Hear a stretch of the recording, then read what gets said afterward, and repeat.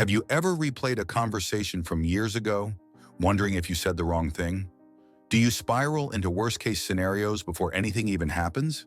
That's not your intuition talking. It's your fear hijacking your mind, and it's keeping you small. Seneca's words ring truer now than ever. We live in an age where the real threats are fewer, yet the imagined ones feel constant.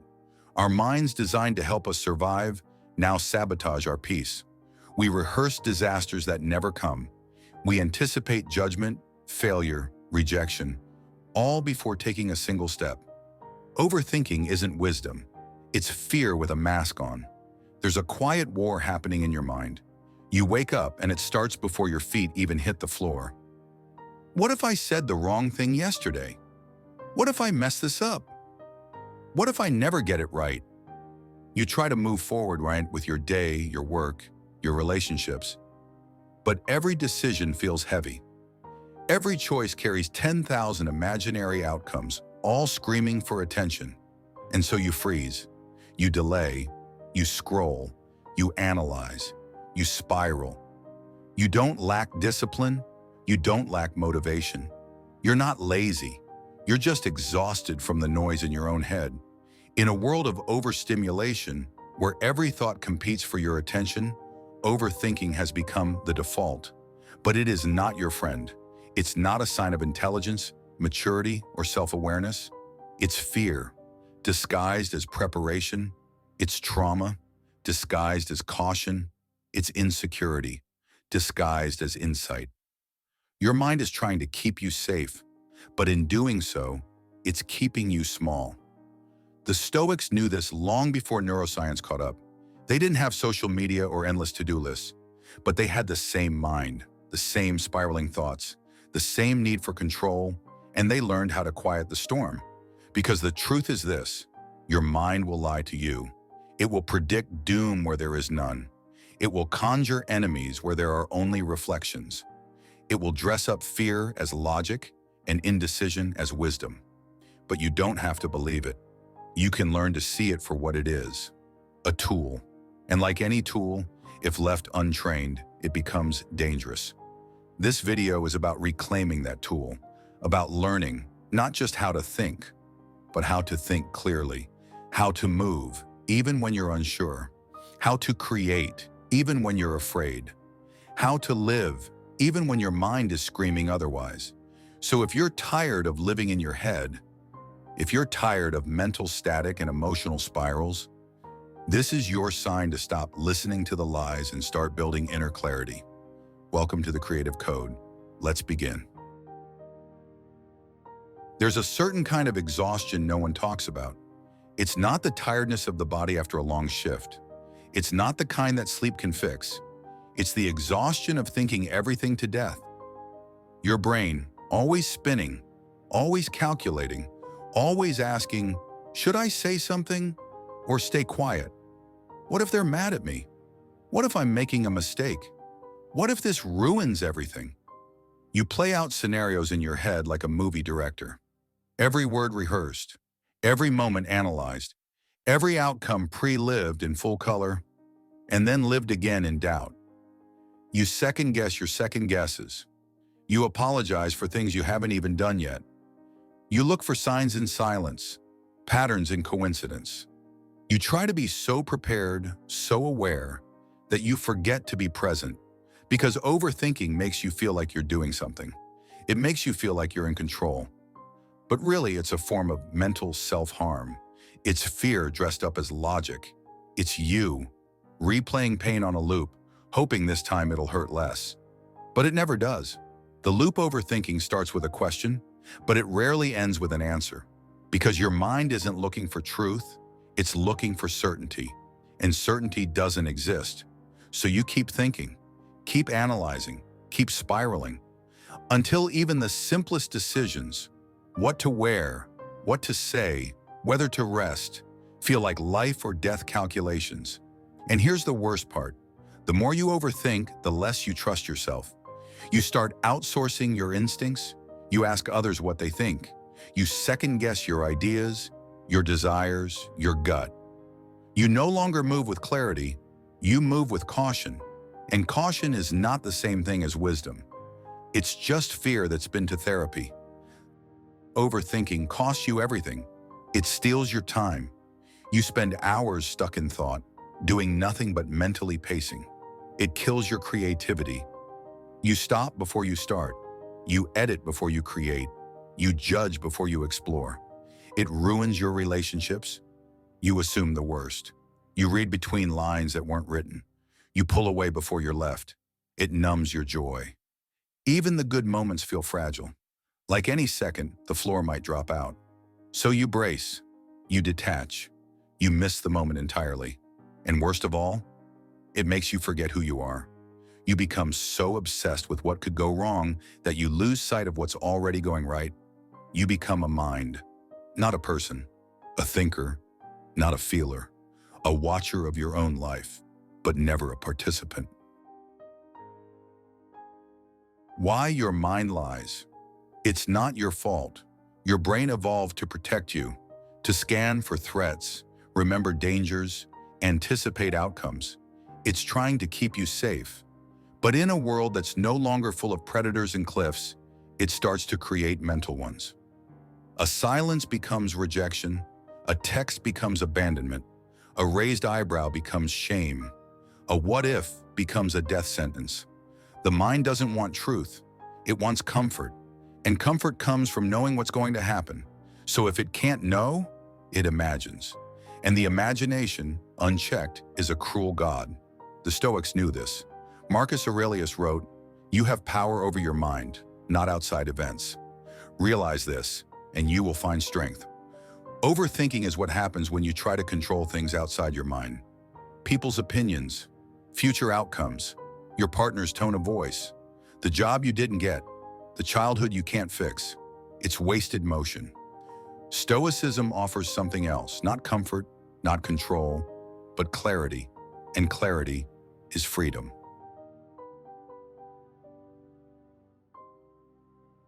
In the next chapter, we'll explore how Stoicism untangles this mental knot. Not by numbing your mind, but by sharpening it. Not by escaping your thoughts, but by taking the wheel. Because once you see the noise for what it is, you stop listening and start living. Let's get one thing clear. You are not your thoughts. You are the one hearing them. If your mind were a roommate, you'd have kicked them out years ago. They never stop talking. They make up stories. They exaggerate threats. They predict heartbreak in every text, disaster in every choice, doom in every silence. And yet most people let that voice run their lives. The illusion of identity. Most of us grow up thinking our mind is us. If I think it, it must be true. If I feel it, I must obey it. If my brain says I can't, I shouldn't. But here's what the Stoics, and later, modern cognitive psychology, discovered. Thoughts are not facts. They're weather, passing clouds in the sky of consciousness. Some come and go quietly, others become storms. But you are the sky, not the storm. The Stoic observer Epictetus taught that we are disturbed not by things, but by the views we take of them. Two people can experience the same moment, a breakup, a layoff, a death. But one collapses while the other grows. Why? Perspective, perception. The Stoics trained their minds like soldiers. They didn't fight every thought. They didn't drown in analysis. They watched, they questioned, they chose their response. They practiced what we now call cognitive distancing, a moment of space between stimulus and response. That space is where freedom lives, and overthinkers have lost that space. Thought is not equal to truth. Let's look at what overthinkers usually believe. They haven't texted back. They must be mad at me. I didn't get invited. I must be unlovable. I failed once. I'll fail again. I feel anxious. Something must be wrong. Now look at it like a Stoic would. They haven't texted. That's a fact. The rest is assumption. I wasn't invited. That doesn't define my worth. I failed. That's data, not a prophecy. I feel anxious. But emotions are not omens. See the difference? Overthinking is not just thinking too much. It's believing too much, believing everything your mind throws at you, without question, without challenge, without pause. But when you learn to pause, to observe, to ask, is this useful? Is this true? You reclaim your power. The mind as a tool, not a master. The Stoics saw the mind as a sword. It can protect or it can wound, but it is neutral until trained. Most modern minds are left untrained, not because we're weak, but because the world profits from our confusion. The algorithm wants you anxious. The market wants you reactive. The culture wants you comparing, doubting, scrolling, spending. Why? Because a clear mind is hard to manipulate. A still mind is hard to sell to. A disciplined mind is dangerous to systems built on distraction. The Stoics weren't just philosophers. They were rebels. They were warriors of the inner world.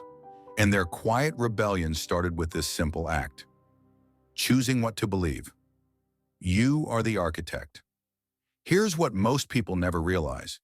You can't always choose your thoughts, but you can choose your relationship to them. You can argue with them. You can question them. You can sit quietly while they scream and refuse to move. This isn't toxic positivity. This isn't spiritual bypassing. This is self-mastery. And it begins when you stop saying, "I am anxious," and start saying, "I am experiencing anxiety." Do you feel that shift? It's subtle, but it's everything.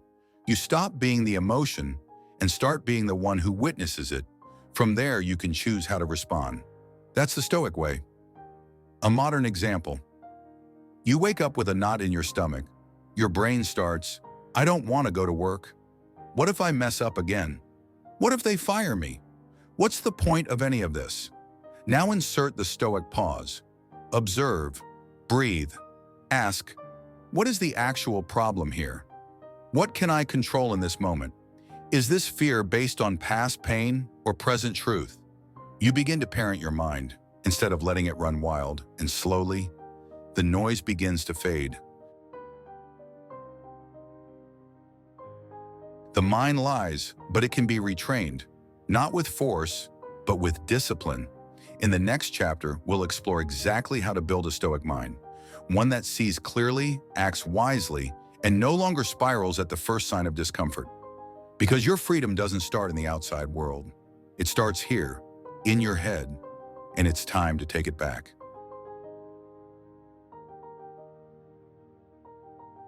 Let's be honest. You've tried motivation. You've tried affirmations. You've tried telling yourself to just stop overthinking. But the mind doesn't change through willpower alone.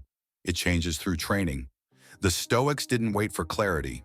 They built it every single day, not with hacks, not with apps, with discipline. Motivation is a lie. Here's what you need to understand. You don't need more motivation. You need more structure. Motivation is a feeling. It comes and goes. It's like the weather. Sunny one day, stormy the next. The Stoics didn't trust the weather. They trusted their practices. They understood that if you leave your mind untrained, it will default to chaos, fear, ego, regret, jealousy, panic. These are not flaws. They're defaults. But a disciplined mind doesn't default. It decides. The Stoic mental toolbox. Let's break down 3 core Stoic practices that train the mind like a muscle. 1. Premeditatio malorum. Premeditation of evils. Every morning, Stoics visualize the worst-case scenario, not to wallow in fear, but to disarm it. What if I fail? What if I'm rejected? What if everything goes wrong? Good. Now you've looked it in the eye. Now you're not surprised. Now you're ready. Modern minds run from fear. Stoic minds sit across from it and take notes. Practice this. Sit with your fear. Write down the worst-case outcome. Then ask, could I survive that? Usually the answer is yes, and that alone brings calm. 2. Daily journaling. Reflect to reclaim your mind. Marcus Aurelius' Meditations wasn't written for us. It was a private journal, a training log for the mind. He wrote to examine his own thoughts, to question his impulses, to study his reactions.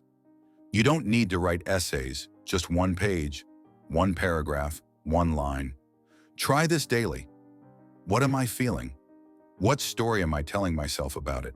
Is it true? What would a Stoic do? That's mental weightlifting.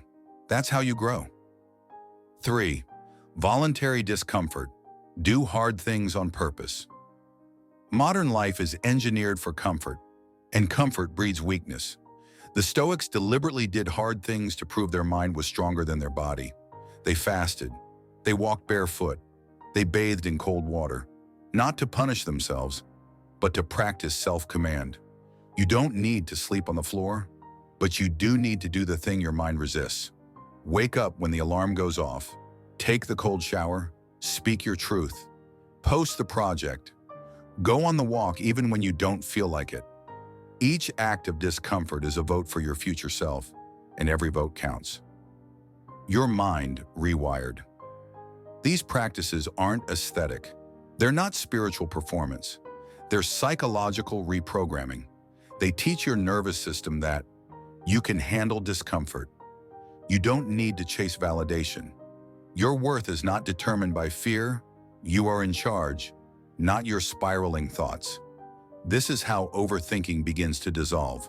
Not by force, not by just think positive, but by building a mind that no longer fears the unknown.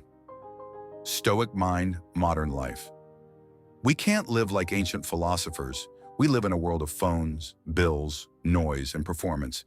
But the Stoic mind is timeless. It's the part of you that says, this is hard, and I can do it. This is uncertain, and I'll move forward anyway. This is painful, but it doesn't define me. You don't need more knowledge. You need practice. And every day you show up for that practice, you step further away from chaos and closer to peace. In the next chapter, we'll go deeper into how to apply Stoic discipline in real-world situations, creative paralysis, relationship anxiety, social media spirals, career self-doubt, because philosophy isn't theory, it's a way of living. And the Stoics didn't just think clearly, they acted with courage. Knowing how to think is not the same as choosing to act. You can study Stoicism, you can underline Seneca, you can journal every morning and still overthink a text, freeze before a decision, collapse when someone doesn't approve. Why? Because clarity means nothing if you don't move with it. This chapter is about action, Stoic thought in the wild, not on a page, not in a podcast, but in your real, messy, emotional life. Scenario 1, creative paralysis.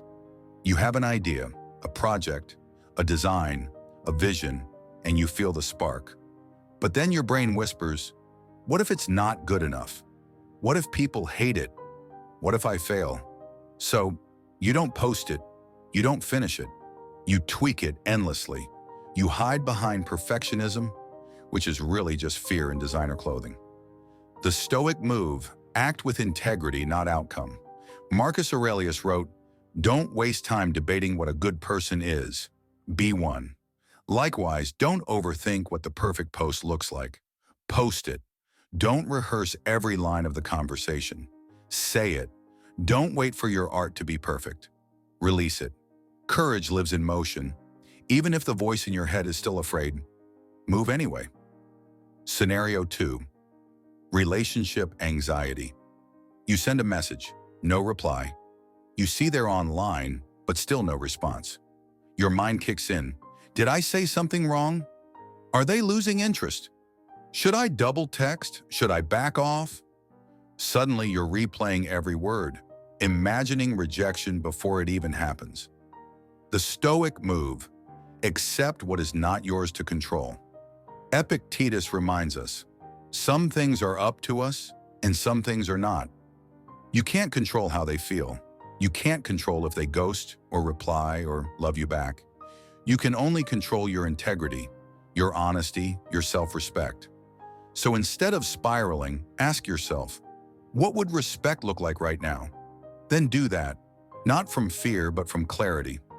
Scenario 3, social media spiral. You post, no likes. Someone else goes viral for something shallow or copied. You start comparing. Maybe I'm not meant for this. I'll never grow. This platform is rigged. Comparison is the thief of joy, but it's also the seed of overthinking. It makes you question your path, your worth, your pace. The Stoic move. Focus only on your lane. Seneca wrote, "What progress have I made? I have begun to be a friend to myself."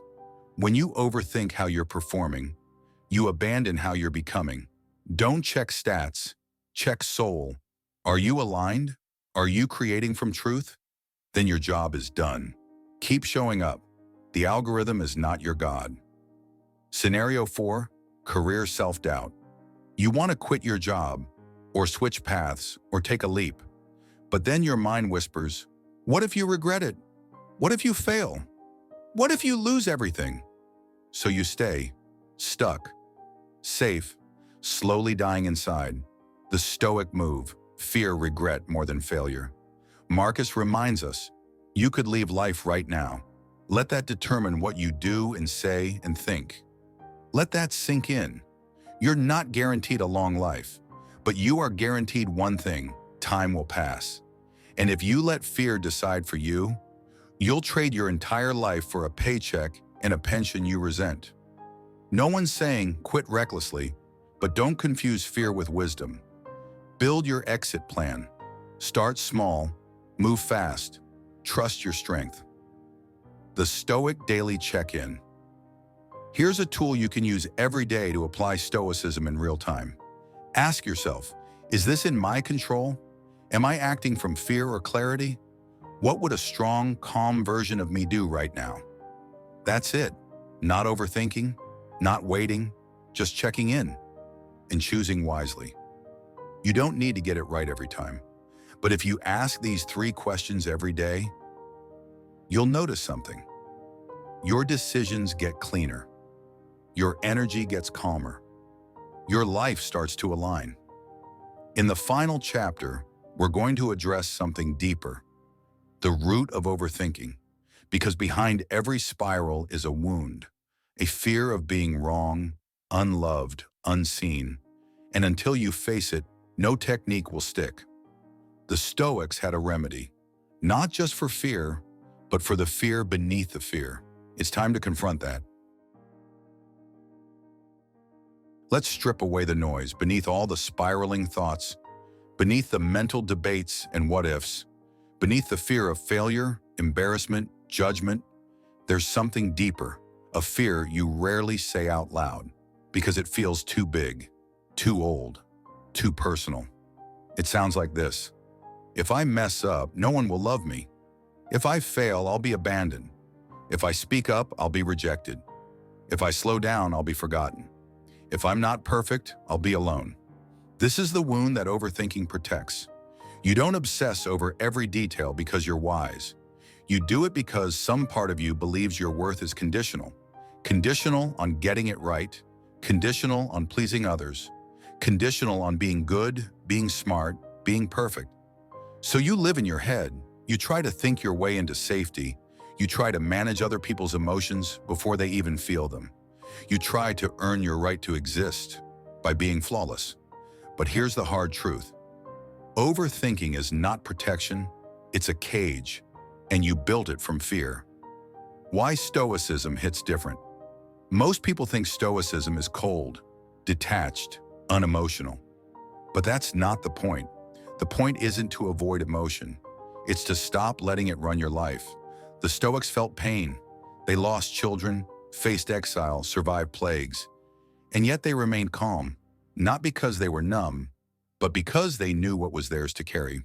Seneca said, "He who suffers before it is necessary suffers more than is necessary." You are suffering for things that haven't even happened. You are grieving futures that don't exist. You are hurting yourself in advance, hoping it'll hurt less later. That's not wisdom. That's fear, wearing a crown. Where the wound began, no one is born an overthinker. You became one to survive. Maybe you grew up in a home where love was conditional, where mistakes weren't safe, where silence meant danger, where you had to read the room just to feel okay. So you adapted. You learned to scan, analyze, predict. You became hyper-aware, hyper-responsible, hyper-controlled, and somewhere along the line, you forgot how to just be. Stoicism as reprinting. When you practice Stoicism, you're not just being philosophical, you're reparenting your mind. You're saying, you don't have to spiral to stay safe. You don't have to predict every outcome to be worthy. You don't have to suffer to earn peace. You stop letting the child in you run the show. You become the adult, the calm, grounded presence your nervous system always needed. That is the real power of this philosophy. Not just clarity, not just logic, but emotional liberation. What you're really searching for.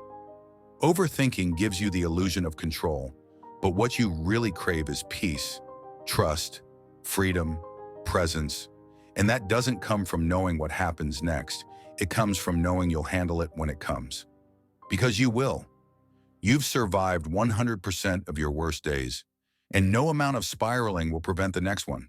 But courage makes those days meaningful. Final Stoic truth. Marcus Aurelius said, if you are distressed by anything external, the pain is not due to the thing itself, but to your estimate of it. And this you have the power to revoke at any moment. You don't have to keep rehearsing pain. You don't have to believe every voice in your head. You don't have to earn peace through exhaustion. You can revoke your suffering. You can reclaim your mind. And when you do, you'll find something wild and beautiful beneath the noise. You, the clear, calm, powerful you. And that version of you doesn't need to overthink anymore. They act, they speak, they create, they live. If this video helped you step out of the noise and into your clarity, leave this in the comments. I choose clarity over chaos. Let it be your declaration, your reset, your promise to yourself to stop spiraling and start living.